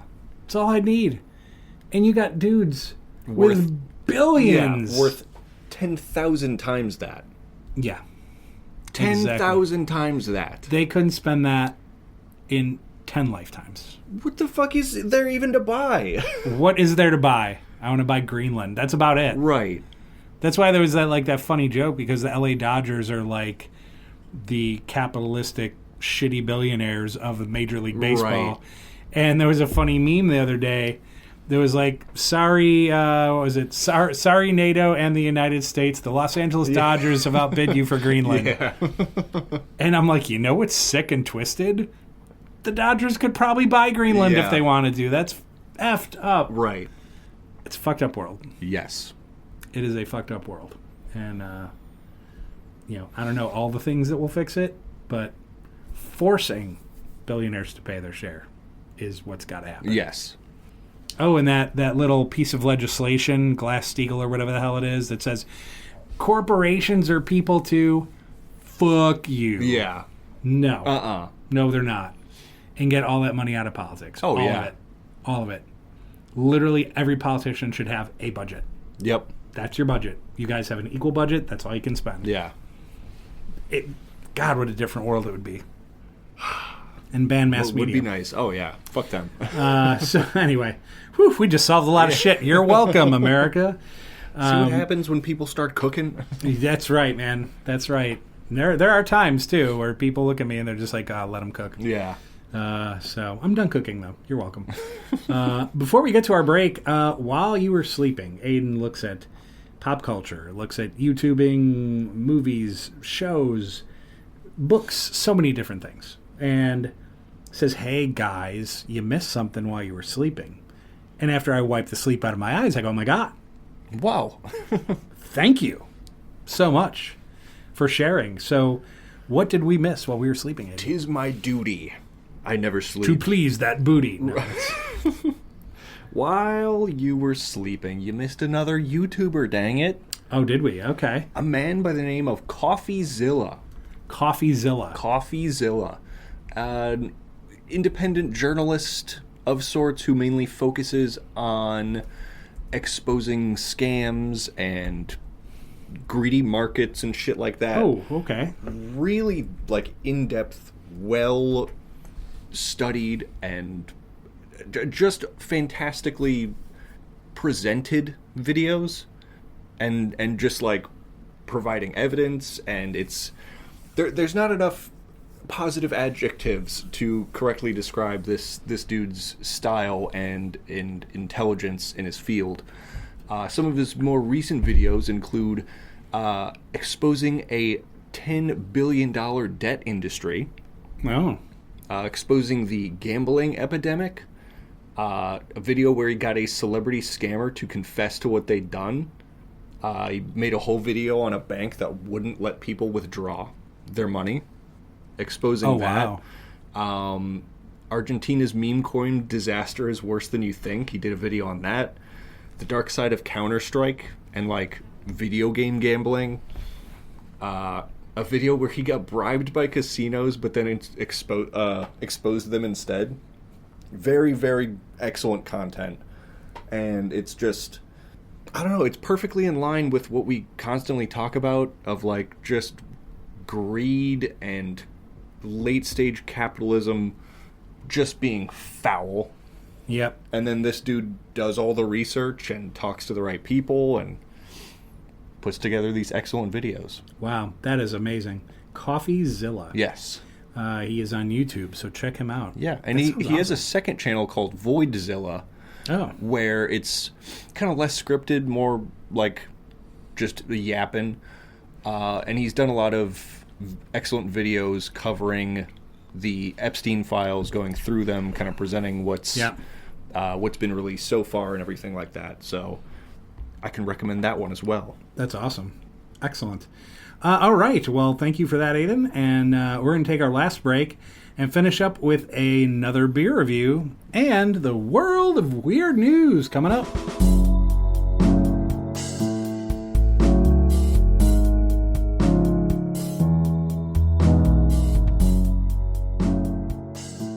All right, everybody, we're back. Home stretch here on the Mark Mo Show.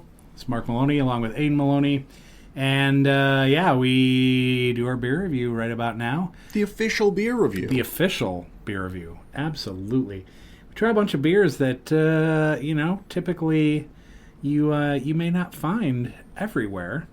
But maybe you can make the effort and acquire said beers. Damn right. That we're doing. And support your local breweries, too. Oh, 100%. And so why don't you tell the fine people out there about this beer with the really cool artwork Very on the front. cool artwork on the front. This is called Brindle Brown. BRINDLE. It's by Burnham Brewing, which is a nano brewery, which is a classification I didn't know existed until right now. No. Nano brewery out of Michigan City, Indiana. In the US of 30 A. minutes from here. Yeah, 30-minute drive. It's a brown ale, an American brown ale, 6.7%, 61 on the International Bitters Unit scale. So Okay. a little higher than what we typically enjoy. Well, not that we won't enjoy it. It's just higher than what we typically have. Oh, man, and we're drinking them out of beer mugs today. Got it. It is up to... Yeah, these mugs are... Precisely 16 ounces. Yes, they are. And man, that's precarious. Mm-hmm. Mark Mo just poured all 16 ounces in there. It's a precarious pour you've done. Yeah. How are you going to pick that up? You've got to transfer it over your phone and the laptop. I'm going to drink it with my mind. Yes. So we will be sampling this, as they claim the brown ale American is lightly hopped brown ale. That's the only description they give, and you know what? Succinct can be good. Absolutely. We will be ranking it on the Untapped app on our telephones. Not sponsored, but I wish they would. It's for sure. It's free. We'll rank it on a scale from 0 to 5 on how much we like it, and we'll give you a flavor profile, what our tongues are experiencing. Hell yes. So, I'd clink your mug, but I don't think your beer is going to survive. Probably not. But what I can do is I'm literally sliding it across our desk. I'll come over and I'll you clink clink me. Clinksies. There we go. Clinksies. All right. Let's get this party started, Brindle shall Brown. we? Cheers. Let's get in there. Slancha. Slancha. Ooh, that's very tasty. That's really good. It's super malty. Sweet malt. Yeah. They said 60 some odd on the bitters I was unit. just about to say that, and I'm not getting that. No, that's way too smooth. There's no, Ooh. in my opinion, that's not bitter at all. No, I'm Sweeter than I thought it would be. Mm-hmm. I like that a lot. That is quite fantastic. Nano brewery. That term is still... I've heard of microbrewery. I've heard of macrobrewery. Right. Nano brewery. That's a new one for me. That is new. Yeah. Burnham Brewing. Well, this shit's pretty damn good. It is really good. Yeah, definitely malty. 100%. Great color, too. And that's something we often don't get to see because a lot of times we'll drink out of the cans. Yeah. Unless, of course, the bottle, we can see it a little bit. But what a beautiful color. Yeah, slightly hazy.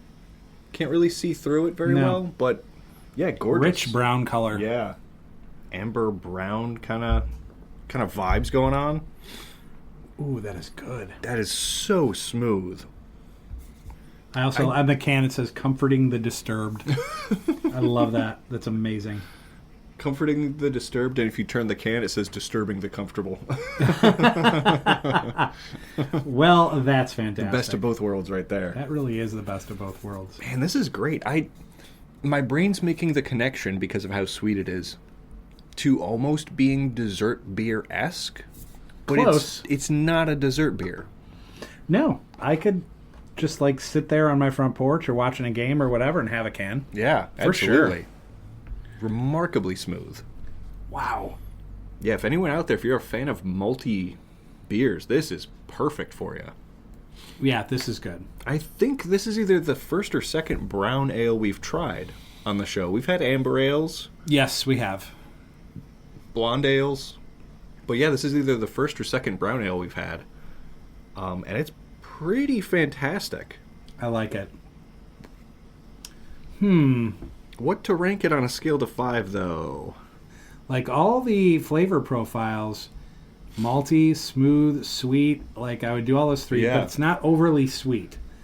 There's also on here hoppy. I'm not getting a lot of hops. I would disagree. This is dark. I would probably put dark on there. Yeah. Yeah, on the Untapped app, if anyone's unfamiliar, it gives you 5 flavor profile notes that you can or can't agree with as the most selected flavor profile notes. I disagree with hoppy. It is not hoppy. And also, there is a thing that a drinking experience is different if you're drinking it out of a glass instead of a can. Interesting. Versus a bottle, due to, like, the aromatics. It hits your nose differently. If it's been poured, like we've poured them into these fancy-looking... Professionally fancy-looking... you. Yes. Fancy-looking beer mugs, then it gives time for the beer to air out and everything. So maybe it is hoppier out of a can. I don't know. Who's to say? But hoppy was not something that I got out of that at all. God, that is fantastic. I keep sipping it. It's really good. It is. I'm trying to see if I'm getting any flavor notes. I'm almost getting, like... Cocoa, maybe a touch of, like, cinnamon raisin in a way. Like, the sweetness is almost raisiny. Raisin or prune. Some kind of, like, fruity sweetness in there. No, very good. I'm going kind of high on this one. I like it a lot. I'm going 4.0 out of 5. So it is in the elite tier. It's in the elite tier, and it grades out 0 to 5. Yes. I went 4.25. Yeah. I really, really enjoyed it, for sure. So we're going to check that into our score, for sure. Really fantastic. Yeah, across the nation or overseas, I'm not sure if you're going to have much luck finding this, especially if it's classified as a nano brewery. I'm not sure how far they distribute. Northwest Indiana is my guess, maybe southwestern Michigan. That would be my guess. I don't know if you get it in Chicago or not. Have a look for it if you're out there. But have a look. Yeah. Burnham Brewing. Definitely. And I'm trying to think if we tried anything by Burnham before, like on the review. Yeah. I don't believe so. I don't think we have. But I'm really enjoying this quite a bit. Yeah. To suss these guys out. But that is really interesting. I'm looking for the ABV on the can. I think it was 6.5. 6.5? 6.7, I believe. And that helps too, I think. Because if it's, if the alcohol content's really high, that flavor profile changes. Yes. So, 6.5, I think is like, for me, is perfect. Yeah. Yeah, I'd agree. So I got on this app you get badges. We don't need those stinking badges. I got a badge, middle of the road, level 9. I also got a middle of the road badge. What level? 57. Now, mind you, he's had this app for years. Since I turned 21. And I literally got this for the show. Yeah. So that's why I'm a little behind. Yeah. Don't think that I am less seasoned. Yeah, of course. That is not the case at all. Where do you think I learned it from? Exactly, and I am proud. It says, looking for more kick than a session beer, but want to be able to stay for a few rounds. I could stay for a few rounds anyway. Get real. You have to keep me in the middle. That's 45 beers with an ABV greater than 5 but less than 10. Kind of my sweet spot, I think, to be completely honest. That really is. Yeah, even some of the IPAs, the higher ABV IPAs that I tend to enjoy, most of those are sub 10 anyway. Oh, are they? 7%, 9%, things like that. You get above 10%, what are you talking about there? Barley wines, maybe? Yeah. At that rate? Yeah, I think so. I don't think have we had a beer on the Mo Show that was over 10%? I don't know if we have. We've had one that was 9.5%. I know that. Yeah. I don't think we've had a beyond 10%er. It's a good question. We may have to do a little research. Because I was just kind of looking through some of the ones that we've done. Might as well.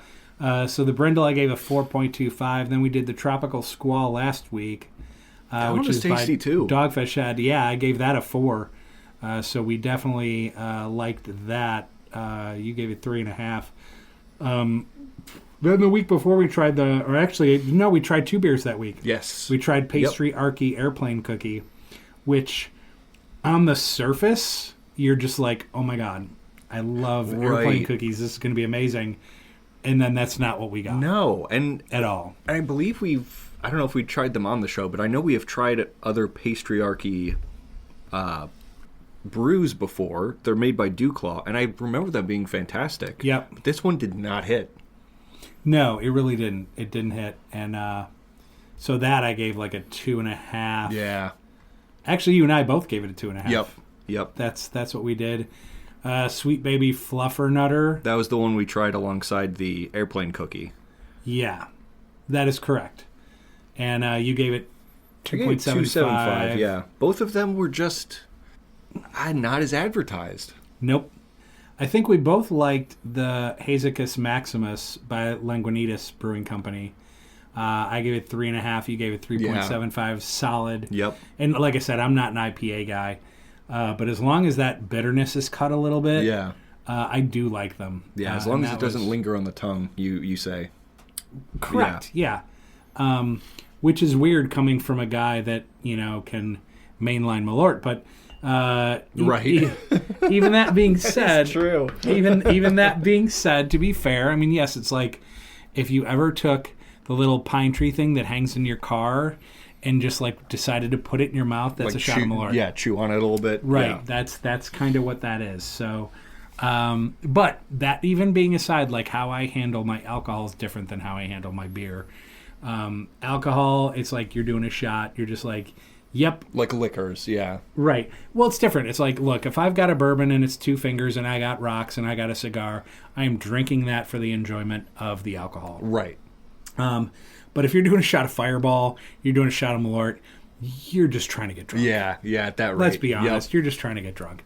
So it's not like I'm going to sit there and do a shot of Fireball and be like, the flavor profile. Right. Nah, anybody that does that shit tastes like cinnamon, dog. Get out of my bar. Right. Just leave now. I don't want to see your face. Can I get 2 fingers of Fireball, please, on the rocks? Oh, my God. Yeah. I will give him a shot of Fireball, and then I'll poke him in the eyes with my 2 fingers is how that situation's going to go.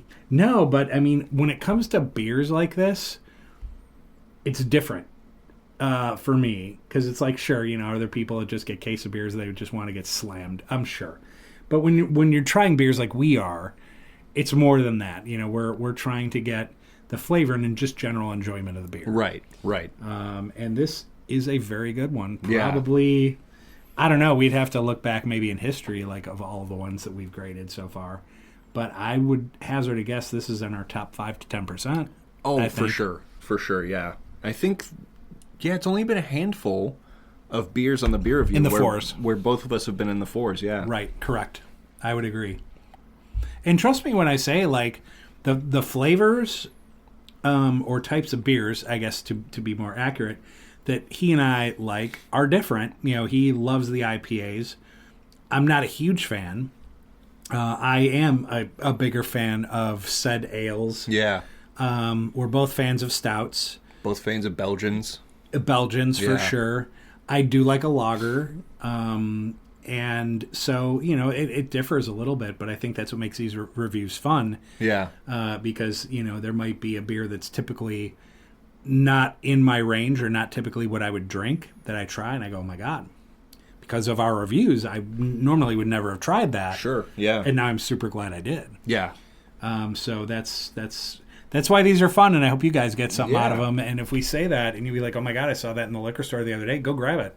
Yeah, absolutely. Go grab it. And once again, too, like if there's a beer that I enjoy that sits there for 10 minutes and gets a little bit warm, and I can pick it up and still enjoy it, that's a good beer. Yes. Yeah, absolutely. Because there are some beers very cold that are good that when they warm up a little bit, toss it. Yeah, right. There are some beers like that. Yep. Where it's just like once it warms up, you're like, oh my God, what is that? Yeah.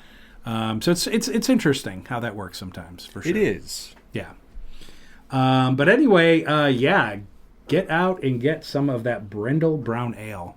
If you can find it, hopefully you can. If you can find it, it's like I said, it's Burnham Brewing, so maybe they've got an online portal where you can get on there and maybe you can order it. I don't know how that works exactly. I don't know what the laws are for shipping beer. Shipping beer. Because I know distributing beer, you can't cross. Well, you're involved in that. So. Yeah, that's my career. You can't cross state lines as a distributor. Correct. But if you're just transporting between warehouses, you can go across state lines. And then in some states, you can purchase alcohol online. Yeah. Other states, you can't. Some states, you can have like alcohol door-dashed. And other states, you can't. So true. Yeah. That's very true. And it's so super interesting. And I guess that makes sense now because the last time we took a road trip out to Seattle, we tried Irish Death. Does that sound right? Yeah. I'll do a little quick research. I think you're correct. We tried Irish Death. We looked. We couldn't get it out here in the Midwest at all. But it was a Seattle beer, I believe, from a Seattle brewery. And it wasn't exactly a stout. It was a dark beer. I don't think it was a porter. But it was a very dark beer. And it was so good and so smooth. I would love to have an opportunity. Like, hindsight being 2020, I wish I would have just, like, got a couple of cases and chucked them in the truck. I really do. But then, like, when I was coming back another time, the WVLP station manager was like, hey, man, bring me back something cool. I'm like, oh, God, what does that mean? Right. And there was this beer called Bong Water. And That's funny. I picked it up in Missoula, Montana, which is a college town. And they had this amazing liquor store, which was half liquor store, half head shop. And I was like, oh, this place is freaking righteous, man. I dig it. And the guy's like, oh, you tried our Bong Water? I'm like, you guys are drinking that shit now? And he's he's like, no. He's like, it's a beer. Check this shit out. And I'm like, cool. You can't get that in the Midwest, can you? He's like, nope. I'm like, that's what I want. Yep. And so that's interesting. So you might be right with the state line thing. Yeah. Ordering it online would be difficult. Yeah. Yeah, I did find Quilter's Irish Death made by Iron Horse Brewery. Iron Horse, yep. That's it. Dark Smooth Ale. Yeah, we had that. We drank that. So maybe similar to this. Sure. Brown ale, dark ale. Yeah, got to be similar in some way. In the family, yeah. Because we love that. Like, we literally, guys, let me tell you. Yeah, we cracked open, I think it's a 750 ml bottle. We cracked it open, shared it between the three of us on a hotel roof in Seattle. There's a whole story to that we'll share someday. So I got a super great deal on this boutique hotel. I was in Queen Anne part of Seattle, which is super cool. And so I think we got these cheese curds or whatever from this one bar, bistro place, like up the street. And we're like, oh, cheese curds in Seattle. But the chef was from Wisconsin, so we're like, let's go. This dude knows what he's doing. Blood's cooking. So, So we picked up these cheese curds, and we went back. We got, you got to have something to drink with the cheese curds. So we looked and saw this Irish Death, and I'm like, well, we should do that. We should definitely do that based on the can. Right. And it was the perfect beer for the said fried cheese. Oh, yeah. Oh, it was so good. It was amazing. So, by the way, if you're in the Pacific Northwest, Irish Death, get it. It's so good. Ship it to us. Ship it to us, man. If USPS will let you. It'll let you do it. Yeah, exactly. You go to the post office, be like, is there anything valuable in there? It's incredibly valuable. Yeah, right. It's incredibly valuable, but is in no way beer. Priceless. Yeah, right. But anyway, you want to send us beer, please feel free. We are happy to try whatever you got. All right, that's it for the beer review. And that brings us to the world of weird news to finish out our show this week. Mine is from Brisbane, Australia, if you care to... Yeah. You went to Australia, cunt. All right. Oh, no. Oh, no. He's going to tell a story about us. Oh, no. I am. So, the musical duo Bootleg Rascal kicked off their new tour in Brisbane, Australia on January 10th with a sweet-turned-awkward moment. Metro News reported, Carlos Lara said their manager had informed them that someone wanted to propose on stage during the third song. Excuse me. And sure enough, a man climbed up to take the microphone. He called his partner Jamie to the stage and told the crowd they had seen the band 2 years before, and it was their favorite band. And I thought today, why not? Maybe today is the time, the man said. Then he got down on one knee, and that's when it all went wrong. The woman started shaking her head no and trying to pull him back up. Then she ran off stage. Lara said, I don't think I ever felt that awkward on a stage in my entire life. Oh, no. The spurned boyfriend stayed on his knee until someone in a Scooby-Doo costume, you can't make this shit up, ran up to help him get back on his feet and hugged him. Lara said they checked in with him after the show. He was, quote-unquote, definitely searching for a few beers. That checks out. They gave him some free merch so he wouldn't go away completely empty-handed. Oh, my God. That's crazy. What a nightmare to be on stage, and then she's like, nah. See, that's the thing, too, man. Holy it's like, hell. I know guys typically plan, like, these big, elaborate, they try to be all fancy with their proposal, instead of just being like, yo, you want to get hitched? Right. And just, like, keep it just straight with the person they're with. Instead, they do these elaborate things, and if it backfires, if you're, like, at one level and she's on another, and you're like, hey, and she's like, no, maybe? Yeah, right. Then it's just like all that planning, all that preparation, all that money spent, all of that, you're just like, right. I want to jump off a bridge. Right. No way. And there's not... No way. It's so infrequent that there's someone in a Scooby-Doo costume there to save you. Just happened to be there in a Scooby-Doo costume to come up and give the dude a hug and help him on his feet. It's like, oh my God, dude. Oh my God. Ruh-roh. And then for all the people watching, now you feel like ass. You're just like, oh my God. It's like, was it a great show? And you'd probably be like, yeah, but there was this one thing. It was weird. This dude just got his soul stomped on. It kind of fucked the entire vibe. Oh, man. Felt bad for him. Yeah. No kidding. God bless Scooby-Doo costume fella. No, yeah. Coming to the aid of a guy falling on the field of battle. Oh, my God. Oh, geez. I've got a story from WFLA. Guess you can find out where that's from. Yeah, dude. Los Angeles. Righteous. Yeah, right, dude. Quote, not my fault the truck don't surf. Florida end quote. Florida man arrested after driving car into the ocean. Oh, no. Oh, God bless Volusia County. Oh, yeah. A man was arrested Tuesday morning after he drove through a closed beach and into the ocean in Volusia County. Okay. According to the county sheriff's office, shortly before 9 a.m., so this like bright early in the morning. Yeah. Deputies were called to New Smyrna Beach after a vehicle drove around a closed gate and accessed the beach without paying the toll fee. Sheriff's office told said that the driver, Jason, told the officials he wanted to drive on the beach. However, the deputy explained that the beach was closed because the tide was too high. Ooh.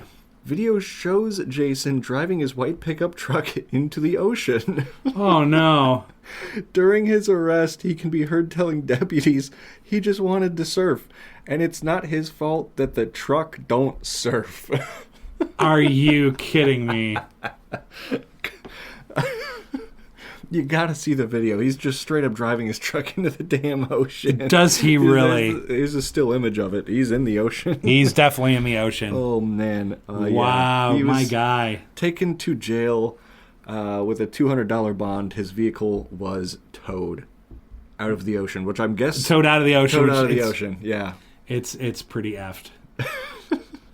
It's not my fault the truck don't surf. Wow, no shit. Oh, my God.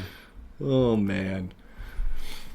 Wow, what a way to finish it. Yep, Florida. Dude proposes, gets slammed, drives truck into the ocean.